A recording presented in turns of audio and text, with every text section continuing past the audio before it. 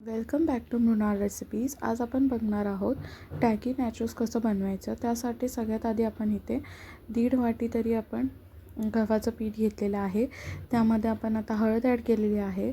हळद ॲड करून झाल्यानंतर चवीनुसार मीठ ॲड करून घ्यायचं आहे. मीठ तुम्हाला लागेल त्याप्रमाणे ॲड करू शकता. त्यानंतर ब्लॅक पेपर पावडर ॲड करून घ्यायची आहे. आणि इथे तुम्ही बघू शकता ही टोमॅटो प्युरी आहे. मिक्सरमध्ये आपण 2 ते 3 टोमॅटो ग्राइंड करून घ्यायचे आहे. जर तुम्ही 2 टोमॅटो घेत असाल तर 1.5 वाटी गव्हाचं पीठ घ्या. मी इथे 2च टोमॅटोची प्युरी बनवलेली.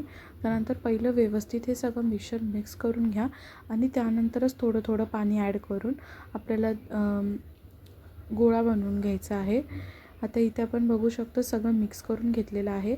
आता ह्याच्यामध्ये ना आपण थोडंसं पाणी ॲड करून घेणार आहोत.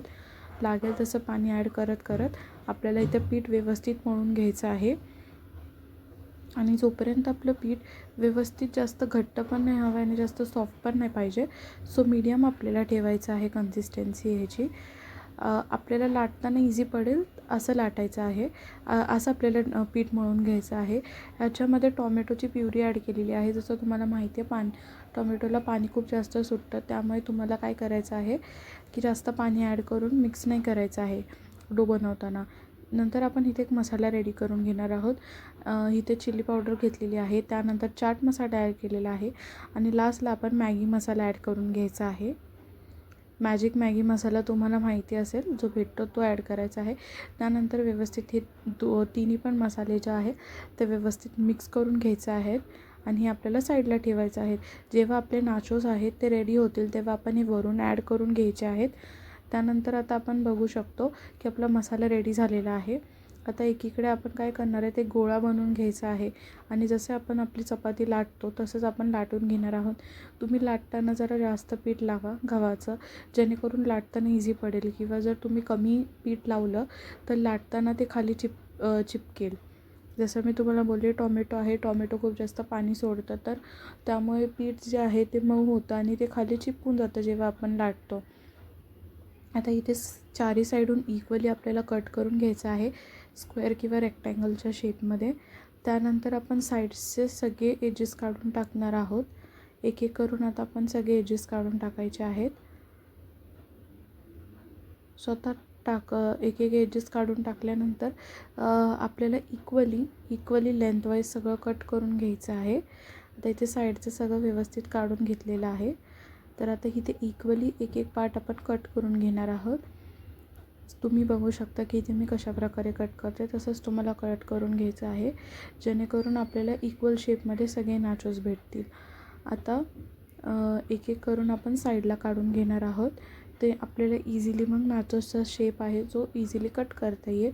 त्यासाठी आपल्याला हे वेगळं सेपरेट काढून ठेवायचं आहे एक एक करून. सो जर तुम्ही खूप जास्त मोठी चपाती लाटली तर हे स्लायसेस जास्त बनतील. तर आता मी इथे तुम्हाला दाखवेन. इथे नाचोस झालेले आहेत, पण कसं कट करायचं हे तुम्हाला मी दाखवते. तोपर्यंत आपण इकडे एका साईडला पॅन गरम करायला ठेवायचं आहे. त्यामध्ये आपण तेल ॲड करून घ्यायचं आहे. तेल चांगलं गरम होऊन द्यायचं आहे. व्यवस्थित गरम होऊन झाल्यानंतर आपल्याला 1 ते 2 मिनटात हे व्यवस्थित फ्राय होतं लो टू मीडियम फ्लेमवरती. सो आता इथे एक एक करून आपले नाचोस जे आहेत ते आपण फ्राय करणार आहोत. जर तुम्ही नाचोस आधी बनवून ठेवत असाल तर प्लेटमध्ये एकावर एक जर तुम्ही ठेवायला गेला तर चिपकू शकतं. तर मग तुम्ही एकदा बनवून झाल्यानंतर वरून थोडंसं पीठ स्प्रेड करा आणि नंतर दुसरे नाचोस जे तुम्ही काढून ठेवाल ते त्याच्यावर ठेवा, जेणेकरून ते चिपकणार नाही आहेत. सो इथे तर आपण एक एक करून आपले नाचोस जे आहेत ते आपण तेलामध्ये ॲड करून घेतलेलं आहे. तुम्ही बघू शकता तेल चांगलं गरम झालं होतं. आता कसं कट करायचं ते मी इथे दाखवते. या कॉर्नरपासून तुम्हाला कट करून घ्यायचं आहे आणि ट्रायंगल शेपमध्ये आपल्याला असं व्यवस्थित कट करून घ्यायचं आहे.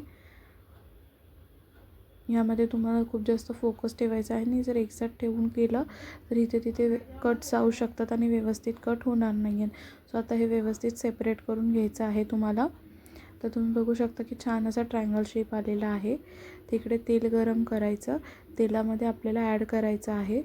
म्हणजे मगाशी आपण तेलामध्ये जे ॲड केलेलं होतं तर तुम्ही बघू शकता तर छान असा गोल्डन ब्राऊन कलर आलेला आहे. तर ऑलमोस्ट आपले नाचोस जे आहेत ते फ्राय झालेले आहेत.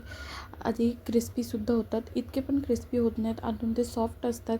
जसं मी तुम्हाला सांगितलं टॉमॅटो प्युरी ॲड केल्यामुळे ते जास्त क्रिस्पी होत नाही. पण आता ऑलमोस्ट रेडी झालेले आहेत. सो आपण हे साईडला काढून घेणार आहोत. तुम्ही बघू शकता छान असा गोल्डन ब्राऊन कलर आलेला आहे. जो मसाला आपण रेडी केलेला तो वरून आपण स्प्रिंकल करून घ्यायचा आहे आणि त्यानंतर आपण टॉस करून घेऊ शकतो किंवा हातानेच व्यवस्थित मिक्स करून घ्यायचा आहे. आणि म्हणजे जेणेकरून आपला मसाला जो आहे तो सगळीकडे व्यवस्थित इक्वली लागून जाईल. आणि तुम्ही नक्की ही रेसिपी ट्राय करून बघा आणि मला कमेंट करून सांगा की तुम्हाला कशी वाटली ही recipe. Thank you so much for watching. आणि मला तुम्हाला नेक्स्ट रेसिपी कोणती बघायला आवडेल तीसुद्धा तुम्ही मला कमेंट करून सांगा.